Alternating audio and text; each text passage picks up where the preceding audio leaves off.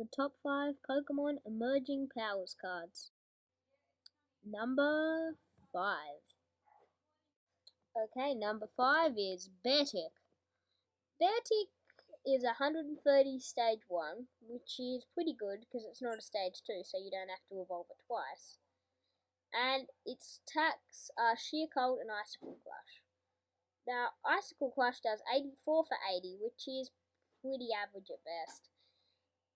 And no, it isn't affected by resistance, which is okay. But its first attack, Sheer Cold, does 50 damage, but the defending Pokemon can't attack the next turn. This card, if your opponent only has one card in their side of the field, then it can prevent your opponent from attacking altogether. That's why it's number 5 on this list. Here we are with number 4. Okay, number 4 is Bianca. Bianca is a really good supporter card. I didn't feature it in my top 5 best trainer cards of Black and White onwards, but trust me, it was close. It's actually a really good card. So when it lets you draw until you have 6 cards in your hand. So if you have if you have no cards after playing Bianca, you draw a massive 6. 1, draw 5. 2, draw 4, etc., etc. If you have a lot of cards in your deck, if you have no cards that get you discard cards in your deck, then it's probably not the only card, probably not the best card. But it's good for quite a few decks, so that's why it's here. Okay, up next we have number 3. Number 3 is Thundurus. Thundurus is just a really pretty good card. Its attack, Disaster Volt, does 80 damage, but you discard an energy, and its support attack, Charge, lets you search your deck for an energy and attach to it. This card goes really well with Zekrom EX and Electric.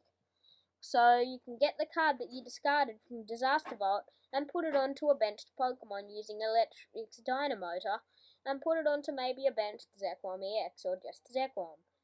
So that's why it's actually a really good card, and it fits in a Zekrom Eels deck really nicely. It's actually just a really good card. That's why it's number 3 on this list. Okay, up next we have number 2. Okay, number 2 is Gothitelle. Now, what I really like about Gothitelle is it's a technical card. I like technical decks over decks that just rely on doing a lot of damage, but this card can also do a fair bit of damage if it needs to. Its ability, Magic Room, as long as this Pokemon is your active Pokemon, your opponent can't play item cards. I really like that because it's blocking them out of pretty much anything except the supporters and attacking. So what they could really all do is, well, they can start their turn, draw supporter, then they just have to attack. And if they don't have a supporter, then they can't really do anything other than draw and attack. And if they don't have an energy and a supporter, they can't do anything at all. So that's why it's so great. Oh, this is the big one. It's time for number 1. You guessed it, Pokemon Catcher. Well, it's hard to make a Pokemon Emerging Powers list without having Pokemon Catcher as number 1. I mean, it's just that good. It's almost too good.